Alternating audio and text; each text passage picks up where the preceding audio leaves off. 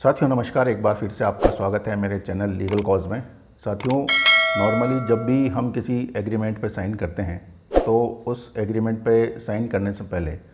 उसमें लिखी गई टर्म्स एंड कंडीशंस को पढ़ने के बाद उस पर साइन करते हैं और ये मान के चलते हैं कि उसमें जो भी कुछ लिखा हुआ है, जो भी टर्म्स एंड कंडीशंस हैं, वो चूँकि हमने पढ़ी हैं और उनको पढ़ने के बाद और समझने के बाद उस पर हमने साइन किए हैं और चूँकि साइन किए हैं तो वो टर्म्स एंड कंडीशंस हमारे ऊपर लागू हैं, हमारे ऊपर बाइंडिंग है। लेकिन क्या ऐसा हो सकता है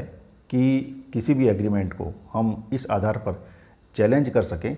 कि उस एग्रीमेंट में जो शर्तें लिखी हुई है वो शर्तें वन साइडेड हैं।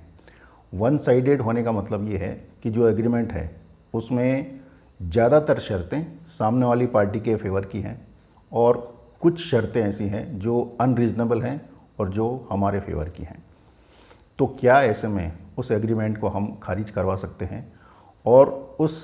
एग्रीमेंट को अनफेयर ट्रेड मान करके उसको कोर्ट से खारिज करवा सकते हैं। साथियों, इसी तरह का एक केस सुप्रीम कोर्ट के सामने आया और उसमें हालांकि ये केस जो है वो रियल एस्टेट से रिलेटेड है और इसमें 11 जनवरी का ये फैसला है, 11 जनवरी 2021 का। और इस केस में जो कि Ireo Grace Realtech private limited versus Abhishek Khanna and others के नाम से है।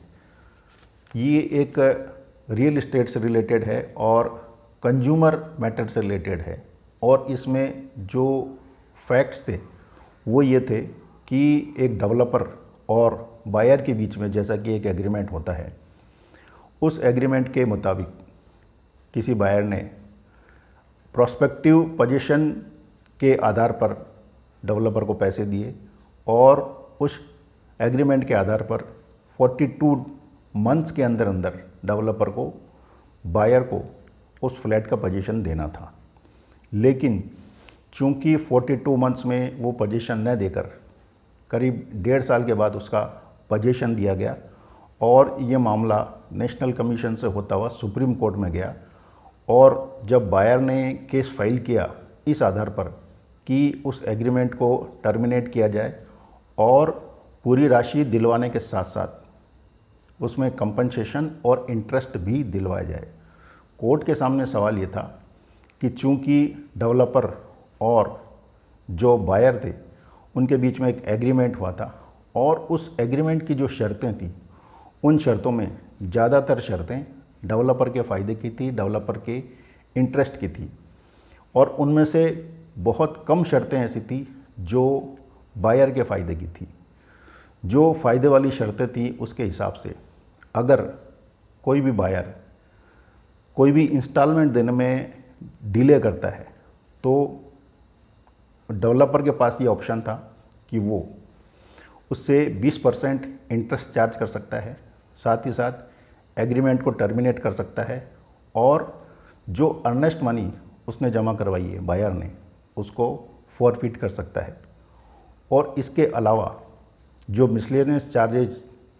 काटने का उसको अधिकार था वो भी उसकी शर्तों में शामिल था। इसके अलावा जो बायर था उसके पास बहुत लिमिटेड एक ऑप्शन था और उस ऑप्शन के मुताबिक अगर कोई भी डेवलपर किसी भी तरीके से पोजीशन देने में डिले करता है तो बायर के पास सिर्फ ये ऑप्शन था कि वो उस एग्रीमेंट को टर्मिनेट कर दे और टर्मिनेट करने के बाद कंपनसेशन क्लेम कर सकता है। लेकिन उस कंपनसेशन में भी सिर्फ 12 महीने के डिले का ही कंपनसेशन उसको मिलेगा और जो डिले हुआ है उस पर इंटरेस्ट मिलेगा वो 8% मिलेगा। जबकि जो डेवलपर था उसके पास ये ऑप्शन था कि अगर 90 डेज से ज़्यादा अगर कोई डिले है इंस्टॉलमेंट पेमेंट करने में तो डेवलपर 20% की रेट से इंटरेस्ट चार्ज कर सकता है। सुप्रीम कोर्ट के सामने सवाल ये था कि क्या इस तरह के एग्रीमेंट को अनरीजनेबल या अनफेयर प्रैक्टिस के अंतर्गत वन साइडेड एग्रीमेंट माना जा सकता है। सुप्रीम कोर्ट ने पुराने कुछ केसेस का हवाला देते हुए ये माना कि चूंकि डेवलपर और बायर के बीच में ये जो एग्रीमेंट हुआ है ये वन साइडेड हैं। कारण उसका ये है कि इसमें ज़्यादातर शर्तें डेवलपर के ऑप्शन और उसके इंटरेस्ट की हैं, उसके फ़ायदे की हैं, और बायर के पास सिर्फ एग्रीमेंट को टर्मिनेट करने का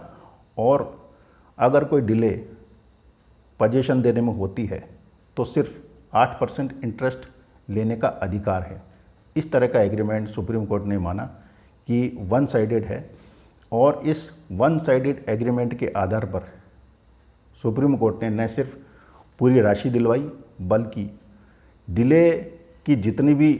टाइम पीरियड था उस पीरियड का कंपनसेशन प्लस इंटरेस्ट भी उस व्यक्ति को दिलवाया। तो साथियों, ये हालांकि एक रियल एस्टेट से रिलेटेड केस में एक फैसला था, लेकिन मेरा ऐसा मानना है कि जो प्रिंसिपल ऑफ लॉ इस केस में सुप्रीम कोर्ट ने लेट डाउन किए हैं, वो प्रिंसिपल ऑफ लॉ चाहे केस के फैक्ट्स इस तरह के केस से रिलेटेड हों या कोई दूसरा तरह का केस हो, उसमें भी वन साइडेड एग्रीमेंट के प्रिंसिपल ऑफ लॉ लागू होते हैं। इसलिए साथियों,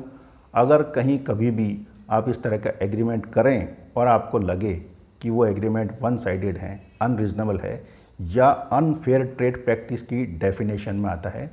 तो निश्चित तौर पर आप कोर्ट में जाकर उसको चैलेंज कर सकते हैं और इन सिद्धांतों का हवाला देकर उस एग्रीमेंट को टर्मिनेट करवा सकते हैं, उसको खारिज कर सकते हैं। साथियों, आज के लिए इतना ही। आगे फिर आपसे मुलाकात होगी। जब तक के लिए आप मेरे चैनल को देखते रहें। जय हिंद, जय भारत, धन्यवाद।